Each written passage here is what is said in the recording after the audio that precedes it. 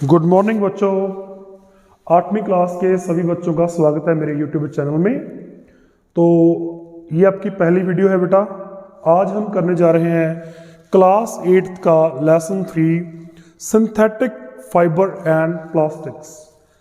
Means जो natural fibre होते हैं, जो सिंथेटिक फाइबर्स होते हैं, उनके बारे में आज पढ़ना है। तो बेटा लेसन स्टार्ट करने से पहले 8वीं क्लास के सभी क्यूट बच्चों को एक रिक्वेस्ट है कि आप इस YouTube चैनल को सब्सक्राइब कर लीजिए ताकि आपके सिलेबस की आने वाली वीडियोस आपके पास सबसे पहले पहुंच जाए और साथ में बेल आइकन को प्रेस कीजिए ताकि आपको नोटिफिकेशन मिल जाए। तो स्टार्ट करते हैं। Synthetic fibre and plastics. सबसे पहले फाइबर क्या होता है? फाइबर जिसे हम कॉमन लैंग्वेज में धागा भी बोल देते हैं, थ्रेड भी बोल देते हैं, that is called fibre. Fibre एक थ्रेड ही होता है, किसी भी चीज़ का एक मोनोमर, एक सिंपल यूनिट जिससे कोई चीज़ बनती है आगे जा करके उसे हम थ्रेड बोलते हैं। So very thin thread from which clothes are woven और मेड। वो एक धागा जिससे कपड़े बनते हैं उसे हम फाइबर्स बोलते हैं। तो फाइबर कितनी प्रकार के होते हैं बेटा? 2 प्रकार के हैं।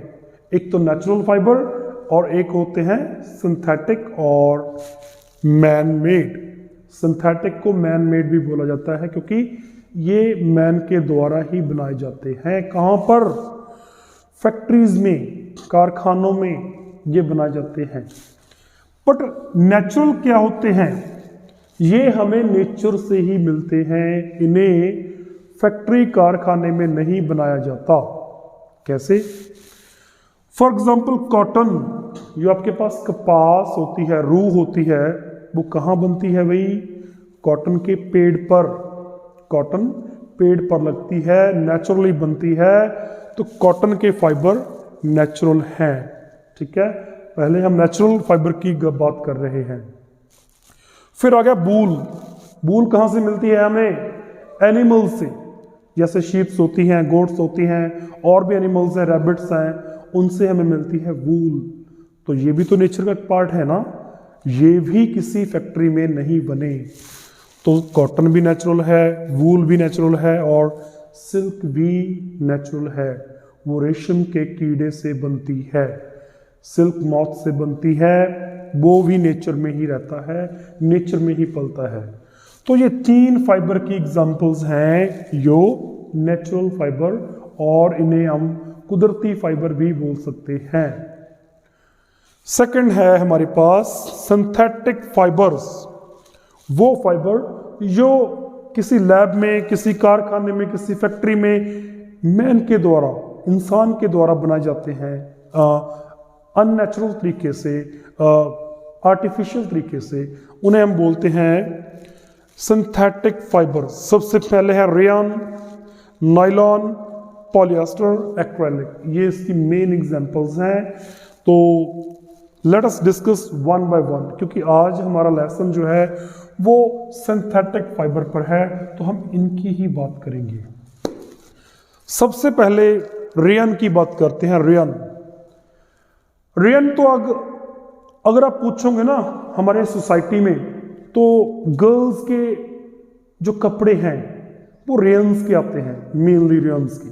तो rayon is a synthetic fibre, ये एक सिंथेटिक फाइबर है। तो बेटा ये क्यों बनाया गया? सिल्क को रिप्लेस करने के लिए। किसको? सिल्क को। क्योंकि सिल्क एक कॉस्टली फाइबर है, प्योर सिल्क बहुत कॉस्टली है, आम लोग इसे नहीं पहन सकते। तो वैसी ही फीलिंग, वैसी ही क्वालिटी लाने के लिए हमने ये रेयन फाइबर लैब में बनाया। ठीक है, इसके कपड़े बनते हैं और बहुत कुछ इसका बनता है। तो मेन जो इसकी क्वालिटीज होती हैं, ये बड़ा अच्छा होता है, बड़े अच्छे कलर्स पकड़ता है, बड़ी अच्छी ड्यूरेबिलिटी है, बड़ा अच्छा चलता है। तो सिल्क की सारी फीलिंग ये देता है। उसके बाद आते हैं nylon. Nylon, NY New York, LON London. बोला जाता है कि इसकी खोज न्यूयॉर्क और लंदन में हुई थी, तभी इसे नायलॉन बोलते हैं। तो ये भी एक सिंथेटिक फाइबर है। नायलॉन की तो हम बहुत यूज़ करते हैं हमारे घर में, रस्सियाँ नायलॉन की बनती है, हमारे मैट्स कारपेट्स नायलॉन के बनते हैं, गाड़ियों के कवर नायलॉन के बनते हैं, हमारे ब्रश नायलॉन के बनते हैं, हमारी सॉक्स जुराबें वो भी नायलॉन की बनती हैं। तो ये एक वाइडली यूज्ड हमारा है। वो पैराशूट देखा होगा ना आपने, आसमान में उड़ते पैराशूट से, तो वो भी नायलॉन के बनते हैं। आपके छाते जो आप रेन में वर्षा में लेते हो ना आप, उन्हें भी हम नायलॉन से ही बनाते हैं। पॉलिएस्टर एंड एक्रेलिक, ये भी एक सिंथेटिक फाइबर है पॉलिएस्टर। तो ये कुछ समय पहले तो बहुत प्रचलित था, मशहूर था, तो अब इसकी थोड़ी यूजेस कम हो गई है, इसके मिक्स ब्लेंड में आता है। तो ये भी एक सिंथेटिक फाइबर है जो बहुत ड्यूरेबल है, बहुत अच्छा चलता है। मेन सिंथेटिक फाइबर की यही क्वालिटीज होती हैं जो हम बार बार बोल रहे हैं। तो एक्राइलिक, आप लोग सभी लोग कोटियाँ अपनी स्वेटर्स पहनते हो और भी गर्म वूलन कपड़े पहनते हो, बेटा वो सभी नेचुरल वूल के नहीं होते, वो वूल भी आपकी मैन मेड ही होती है, उसे हम बोलते हैं एक्राइलिक। वो भी आपको नेचुरल वूल की ही फीलिंग देती है।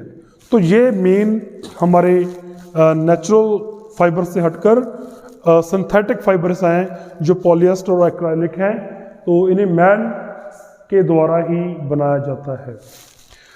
आगे हैं कैरेक्टरिस्टिक्स ऑफ सिंथेटिक फाइबर, ये लिखे पड़े हैं। चीप, नेचुरल फाइबर से सस्ते होते हैं। पहली बात, जल्दी बनते हैं, बड़ी क्वांटिटी में बन सकते हैं और सस्ते होते हैं।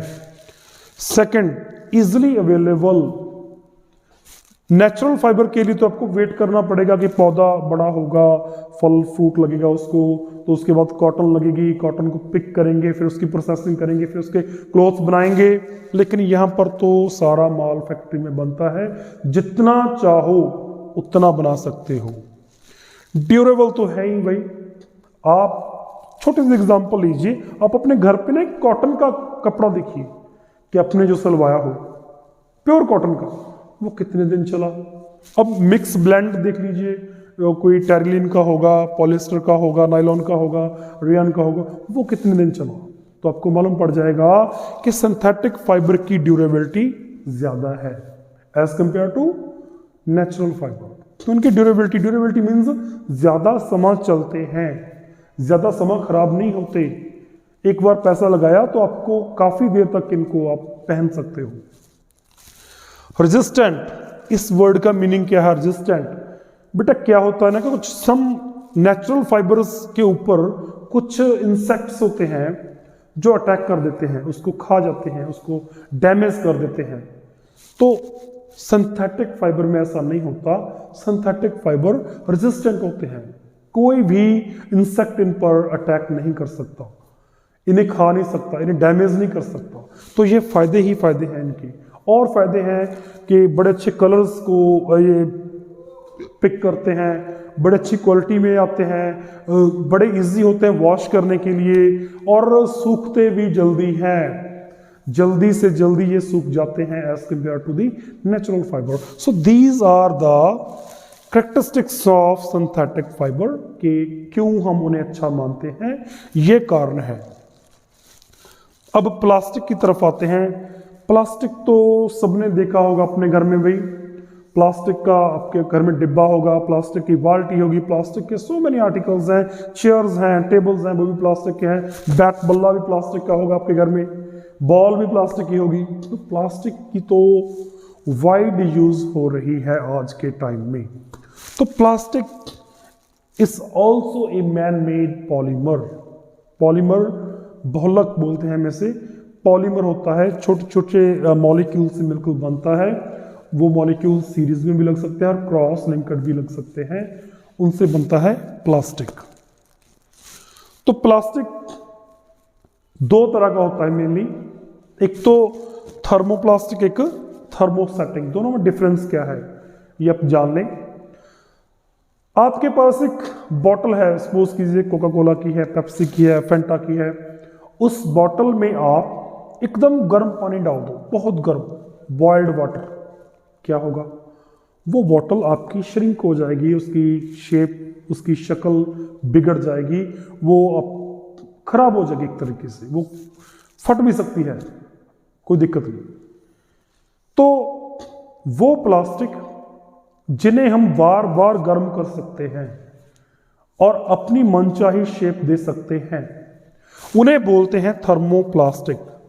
They can be melted again and again by providing the heat. तो इनकी एग्जांपल्स हैं पीवीसी, पीवीसी का नाम पॉलीविनाइल क्लोराइड, दोबारा से नोट करो, पॉलीविनाइल क्लोराइड। दूसरी एग्जांपल्स हैं पॉलीथीन, जिसके हम लिफाफे यूज करते हैं, कैरी बैग यूज करते हैं पॉलीथीन के, कॉमनली घर में बोलते हैं पॉलीथीन का लिफाफा, ठीक है, तो वो होती है पॉलीथीन। ये दोनों क्या है, thermoplastic, which can be melted again and again. इसके बाद होते हैं थर्मोसेटिंग प्लास्टिक्स। थर्मोसेटिंग प्लास्टिक में क्या होता है बेटा, इनकी प्रॉपर्टी होती है कि एक बार आप इन्हें गर्म करके जिस भी शेप में ढाल दोगे, दोबारा इन्हें गर्म नहीं किया जा सकता, इन्हें हीट अप करके इनकी शेप चेंज नहीं की जा सकती। Means they will melted at only once, एक बार ही मेल्ट होंगे, फिर मेल्ट नहीं कर सकते आप इनको। Those plastic are known as thermoplastics. The plastics which cannot be melted again and again to provide the desired shape are known as thermosetting plastics. Examples हैं bakelite, melamine. अभी ये क्या होता है, अभी examples, आपके घर में फ्राइंग पैन होगा, फ्राइंग पैन, उसकी डंडी देखिए ना आपने, ब्लैक कलर की प्लास्टिक की बनी होती है, वो होता है बैकेलाइट। आप उसे जितना भी गर्म करें, अपने बर्तन को जितना भी गर्म करें, लेकिन वो कभी भी मेल्ट नहीं होगी, आपकी डंडी कभी भी पिघलेगी नहीं। प्रेस देखिए अपने घर पे, प्रेस, उसकी डंडी भी ब्लैक कलर के प्लास्टिक से बनी होती है।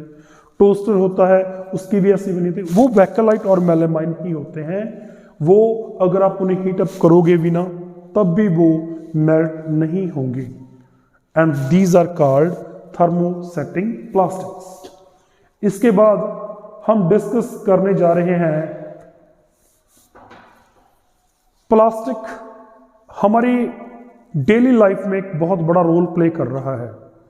जी हाँ, जिधर भी हम देख रहे हैं वहीं पर हमें कुछ ना कुछ प्लास्टिक के आर्टिकल दिखाई दे रहे हैं।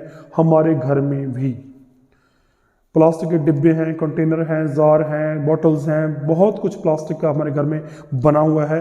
प्लास्टिक ने रिप्लेस कर दे, आजकल तो फर्नीचर भी प्लास्टिक का आ रहा है, ठीक है, टोटल फर्नीचर एंड जो फिटिंग है हमारे घर में, वो भी जो शोरूम में होते हैं वो भी प्लास्टिक की आ रही है। तो plastic is removing the wood and metals, जो लोहे को और लकड़ी को रिप्लेस कर रहा है, ठीक है। तो प्लास्टिक क्यों कर रहा है, दो तीन कारण हैं इसके। एक तो ये हल्का है, और सेकेंडली बहुत लंबा है, ड्यूरेबिलिटी इसकी बहुत लंबी है। आप जरा सोचिए, आपके घर में जरूर ही कोई ना कोई प्लास्टिक की टेबल और चेयर होगी। सोचिए कि आपने कब खरीदी थी, कितने साल हो गए। कुछ कुछ आर्टिकल्स आपके घर में प्लास्टिक ऐसे भी होंगे जिन्हें मोर देन 10 ईयर हो चुके हैं खरीदे को। सो बट मीन टू से कि प्लास्टिक बहुत ड्यूरेबल है, बहुत लंबा समय ये चल रहा है। आगे इसका पॉइंट है कि जो प्लास्टिक है वो इलेक्ट्रिसिटी का बैड कंडक्टर है। आपकी स्विचेस होती हैं इलेक्ट्रिसिटी की, आपकी वायर्स होती हैं, वो भी कवर की गई होती हैं प्लास्टिक से। तो ये इलेक्ट्रिसिटी का बैड कंडक्टर है। ये भी एक इसका बहुत बड़ा फायदा है कि इसकी जो यूजेस हैं वो बहुत बढ़ गई है। प्लास्टिक इजीली अवेलेबल है और बड़ा चीप है, सस्ता है as compare to the other articles.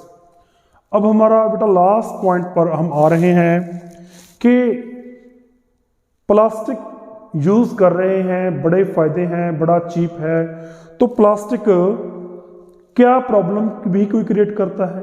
कोई प्रॉब्लम भी है जो प्लास्टिक से क्रिएट होती है? इसका आंसर है यस। प्लास्टिक से बहुत बड़ी प्रॉब्लम क्रिएट हो रही है और होने वाली है। ध्यान से समझिए, हमारे water pollution, air pollution, soil pollution, इसके बाद एक पोल्यूशन और बहुत बड़ा है, बहुत बड़ा आ रहा है, वो है प्लास्टिक पोल्यूशन। आपको मालूम होगा, आप लोग क्या करते हो भाई, बाजार से थोड़ा कोल्ड ड्रिंक की बोतल ली, कोल्ड ड्रिंक पिया, बोतल फेंक दी, फ्रूटी ली फेंक दी, लेज चिप्स लिए, कुरकुरे लिए और पैकेट लिया, खाए, फेंक दिया, डिस्पोजेबल ग्लास लिए प्लास्टिक के, अपने यूज किया, फेंक दिए। तो वो प्लास्टिक कहाँ जाएगा? प्लास्टिक कभी गलेगा नहीं, that is not decompose, will not decompose, ये बायोडिग्रेडेबल नहीं है, ये हमारे इन्वायरमेंट में ही रहेगा। इसे पशु खा लेते हैं, पशु मर जाते हैं, ये नाली में फंस जाता है तो ब्लॉकेज लग जाती है, सीवरेज में फंस जाता है ब्लॉकेज हो जाती है, घरों में पड़ा रहता है तो भी ब्लॉकेज कर देता है, मिट्टी में मिलेगा तो मिट्टी को भी पोल्यूट करेगा। तो ये एक बहुत बड़ी पोल्यूशन की जो आ रही है निशानियाँ। तो इसको निपटने के लिए लास्ट में यही पॉइंट है कि आप प्लास्टिक को 3R सिद्धांत से कम कर सकते हो। पहले तो इसे रिड्यूस कीजिए, जितना हो सके प्लास्टिक की बर्तों को आप कम कर दीजिए। बाजार जाते हुए आप जूट का या अपने कपड़े का एक थैला लेकर के जाइए, प्लास्टिक का थैला मत लीजिए। अगर ले भी लिया है तो उसे रीयूज कीजिए। दूसरी आर, पहली आर थी रिड्यूस, कम करना, दूसरी आर रीयूज। अगर आपने प्लास्टिक ले भी लिया है तो उसे रीयूज करो। तीसरी आर, उसे रिसाइकल करो। आप प्लास्टिक को, बॉटल्स को इकट्ठी कीजिए अपने घर में, तो उसे आप कबाड़ी वाले को बेच सकते हो ताकि वो उनको रिसाइकल करने के लिए आगे भेज सके फैक्ट्रियों में। तो वो जो प्लास्टिक रिसाइकल होकर के आपके पास आएगा वो पोल्यूशन को कम करेगा, क्योंकि आपने आसपास अपने उसको पिक करके कबाड़ी को दे दिया है।